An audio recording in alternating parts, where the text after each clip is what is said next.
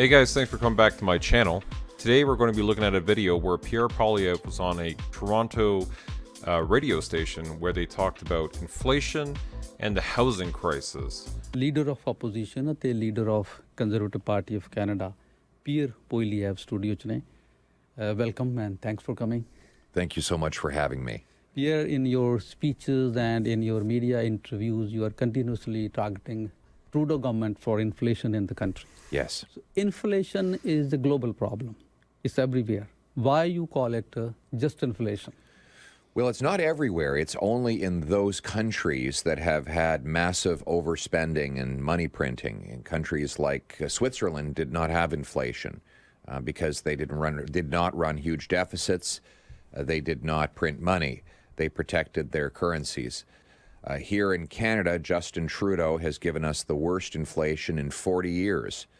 He printed $600 billion of money. He doubled our national debt. He's added more debt than all other prime ministers combined. More money, chasing fewer goods, equals higher prices. Now, the carbon tax, 14 cents a liter on gas and diesel, on home heating.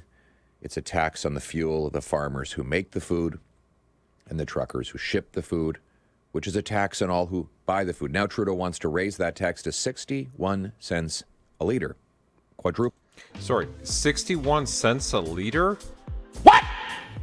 Hey, it's me, Serwin from the future. When I was editing the video, I was like, let me validate this claim as I'm adding on all these images and things. And the 61 cents of additional tax on your gas is actually not as it seems. So it's not specifically from the carbon tax, it is all the taxes on the gas combined. So there's like a GST tax, there's a first carbon tax, there's a emissions or trans pipeline tax or something. Like there's multiple taxes that go onto your cost for fuel. And what Trudeau is doing is putting a second carbon tax on, which increases it from whatever it is, 40 something cents to 61. Quadrupling it. That is the reason why food prices are up 20% in just 2 years. Justin Trudeau is not worth the cost.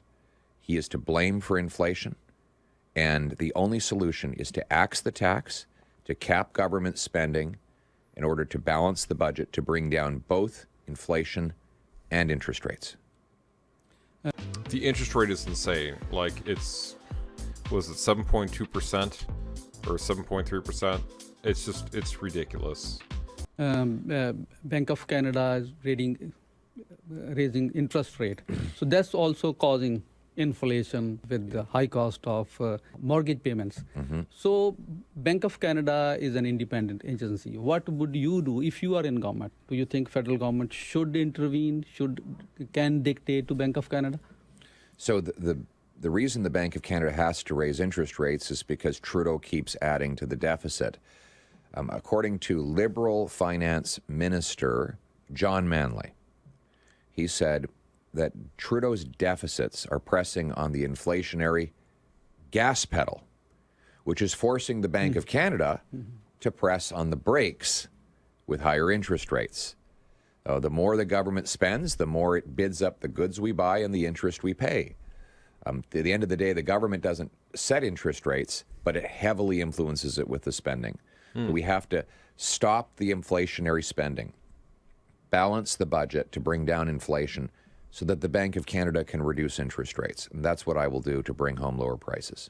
Definitely the, printing money and the government just overspending and we're borrowing more money and having a higher deficit is going to affect our interest rate.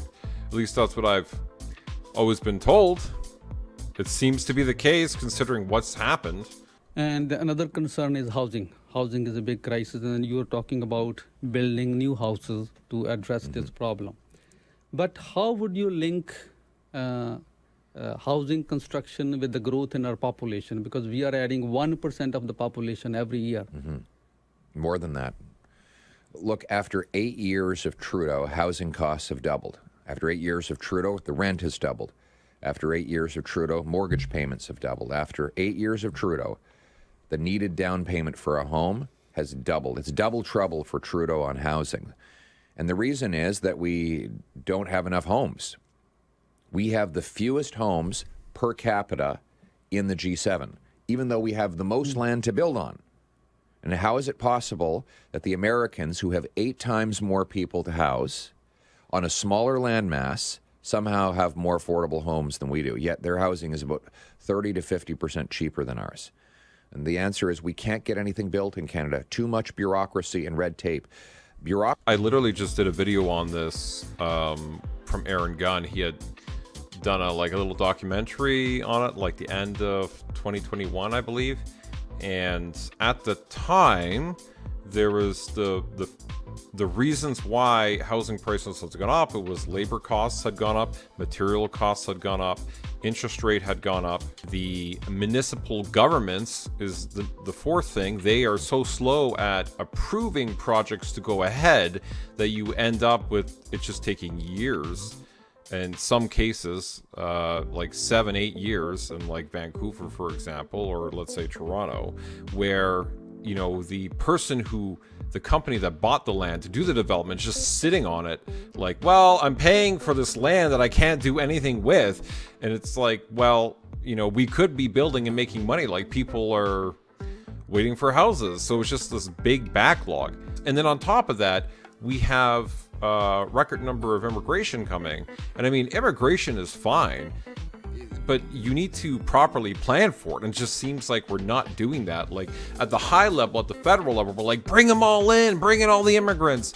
And then at the more local level, they're just like, okay, like, there's no connection. Like, people aren't communicating. Like, hey, we're going to bring all these people in. They're going to be coming to your province or to your city or whatever.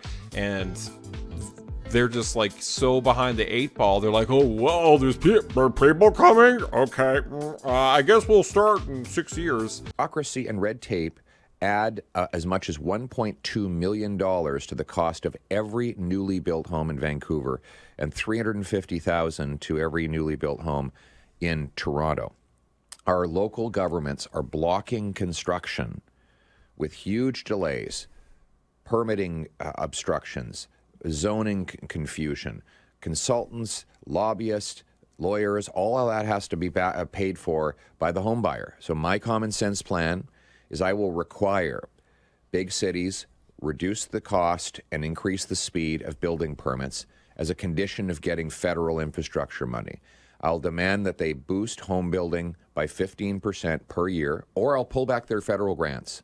Those that beat the 15% target will get a building bonus. And I will require every federally funded transit station be pre-approved for high-density apartments all around and even on top of the station like they have in Hong Kong. I'm going to sell off 6,000 federal buildings and thousands of acres of federal land so that we can build. That's how we're going to add the millions of new homes that we need to put affordable roofs over the heads of our people. That is an interesting plan. So I always thought, like, how would he affect the municipal other than, you know, communicating better? But he's saying, like, they get grants. So if you don't build things in time, we don't give you money. But if you do and you meet your targets or exceed, you get extra money. Plan, how long it takes, like how many years we need to... It's going to take some time. It took Justin Trudeau 8 years to double housing costs. I can't promise that I can blink my eyes and reverse the damage Trudeau did in an 8-year period. But what I can do is get started on the solution now by accelerating the process of getting building permits. Builders want to build. It's profitable to build. They can't build, though, because the bureaucracy is slow. We have the second slowest building permits in the OECD. Only, I think it's Slovakia. What's the OECD? Let me look that up. The Organization for Economic and Cooperation Development. What is this? There's like 30 countries in here or something?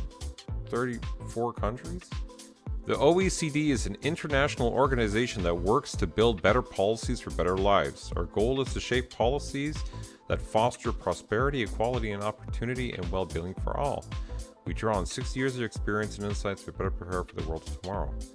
Together with governments, policymakers, and citizens, We work in establishing evidence-based international standards and finding solutions to a range of social, economic, and environmental challenges, from improving economic performance and creating jobs to fostering strong education and fighting international tax evasion.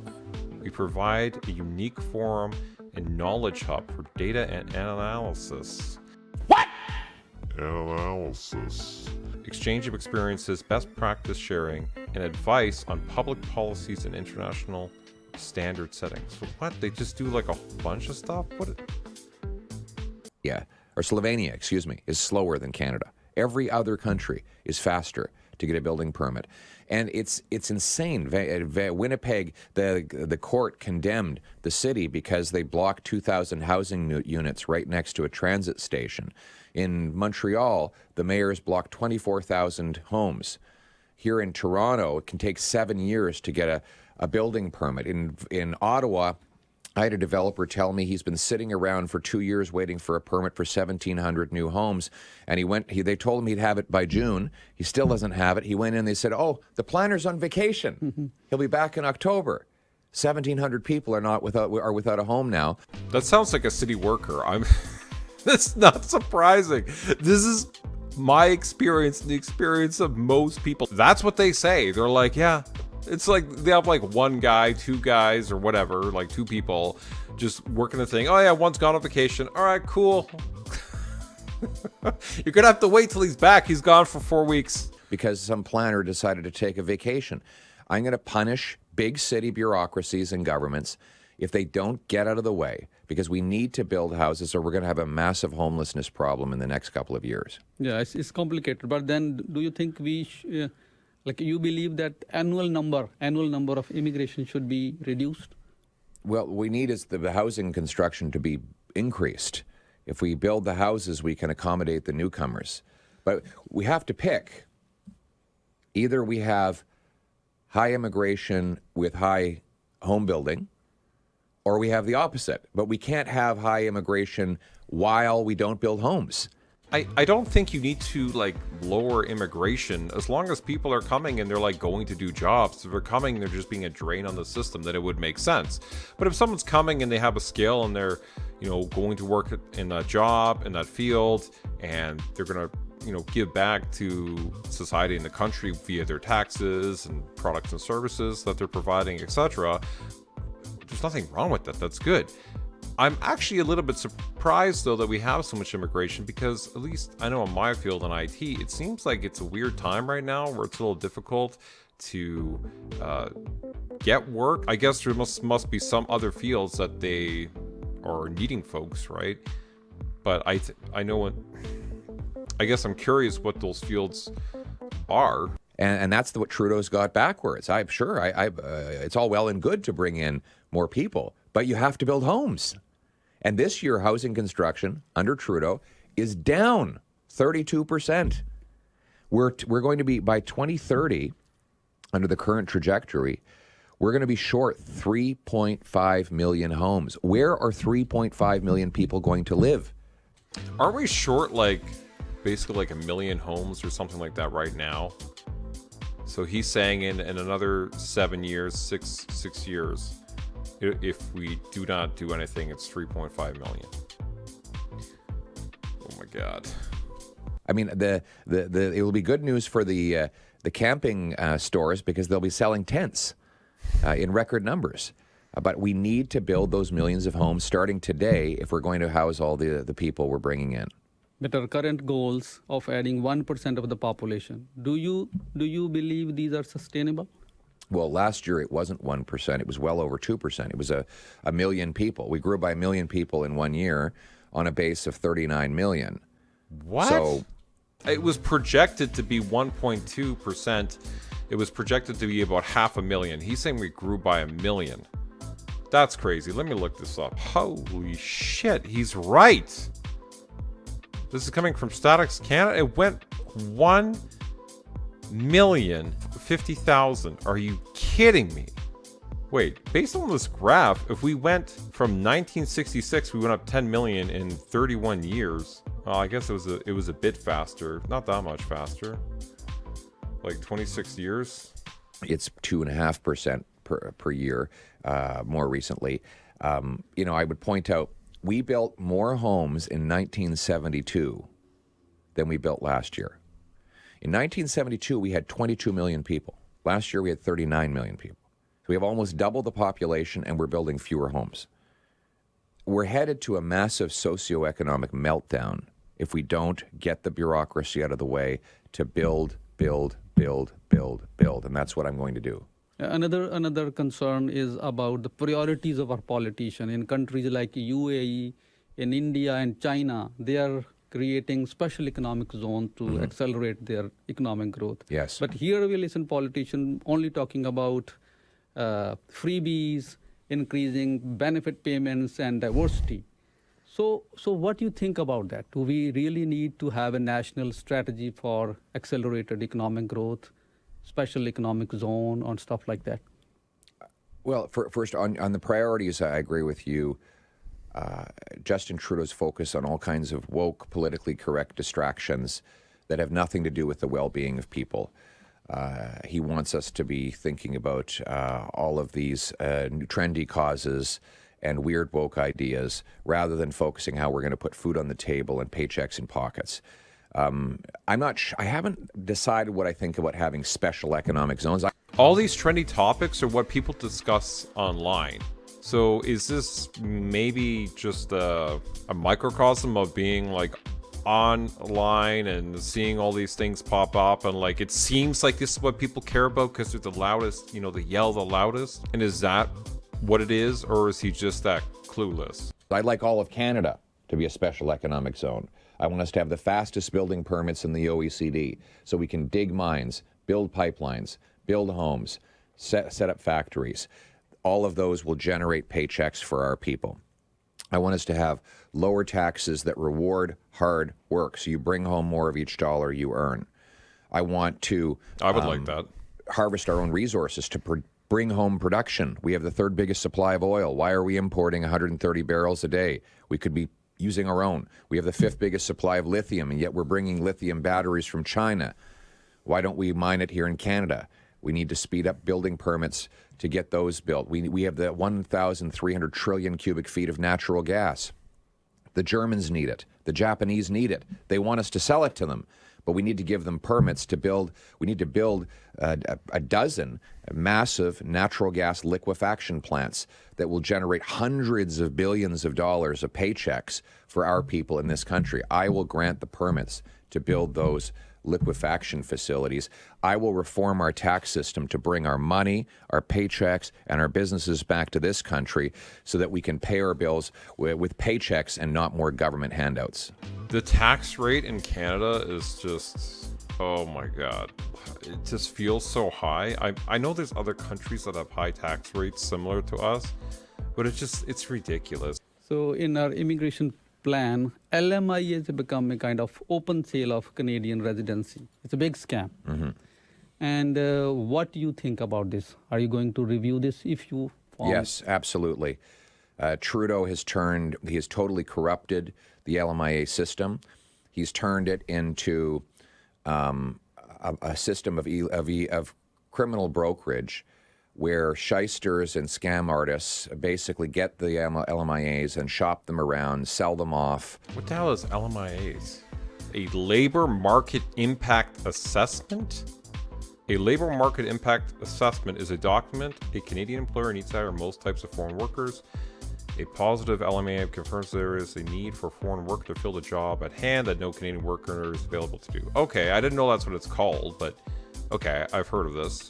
Application must be made by an employer. Once it is obtained, it must be sent to the candidate to accompany the work permit application. Generally, a foreign worker will need a work permit and a positive LMIA to work in Canada. And the result is that the workers get abused, our wages are undermined. This should be a program that allows employers to fill truly vacant jobs that a Canadian cannot do. That is the purpose of it. When I was employment minister, we made sure that employers could not abuse the system because we saw that it was undermining wages of our workers. And we made sure that it was only for those jobs where there was truly not a Canadian available to do the work.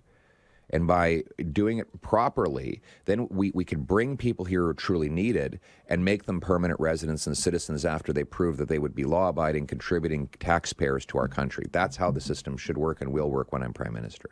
Interesting point, because I think of Tim Hortons, which is a coffee shop. It's like, I guess, Dunkin' Donuts or Robin's Donuts or whatever in States. But most people don't want to do that job in Canada because it's like a low-paying job. It's like a minimum wage job. Most people don't want to do it. And whenever I go to a Tim Hortons, it's filled with foreign workers, especially in places where it's expensive to live. I don't even understand how those people are affording to live, frankly. Like, how are they affording to live here? Like, you're making $15 an hour, and like, just with rent prices and stuff, it's really expensive. I don't understand. I guess they're just like renting a room, and there's like a bunch of people like renting rooms or something in a single house, I guess. People here don't want to do those jobs, so I'm curious. Like, yeah, sure, a Canadian could do it. It's unskilled labor. You're just making people coffee and sandwiches and like a donut, you know? It's not a difficult job to do, but like, people don't want to do those jobs that are here. They want to do jobs that pay more. So, well, even if they paid more, would they do them? I don't know. That's a good question. Maybe they would do it. If you offered $20 an hour, would they do it? But then the prices of all the food and everything would have to go up that you would get there. And then people will be complaining about that. And then why wouldn't you just go to Starbucks then? Or, you know, some other place. So, I don't know. This is a tough question. And any other thing that you would like to add? Well, one last thing I think we need to get done in this country is to recognize immigrant credentials. We have 20,000 immigrant doctors and 32,000 immigrant nurses banned from working in our healthcare system because they can't prove their qualifications. We have a red seal testing standard for the trades, but no equivalent for the professions. I want to bring in a blue seal for professionals who were trained abroad to take exam, prove they are qualified, and get to work. My goal is that within 60 days of an immigrant professional applying to work in their field, they'll get a yes or no based on tested ability, not based on where they come from. I'm also going to back up study loans for immigrant professionals, and I'm going to create modules so that future immigrant professionals can begin credentialing before they even arrive in Canada, so that we don't have the insanity of doctors driving taxis or nurses working at Starbucks. Yep. We have a desperate need in our hospital system, and I'm going to make sure that we can fill that need with professionals that come here who are qualified to care for our people. That's really cool. I liked his answer at the end. That's an interesting thing. Well, thank you everybody for watching. Hopefully you learned something. I know I did. Check out the video I did on the housing crisis here in Canada. It's pretty crazy. It's a bit long, but it's a good watch. And I'll see you guys again next time.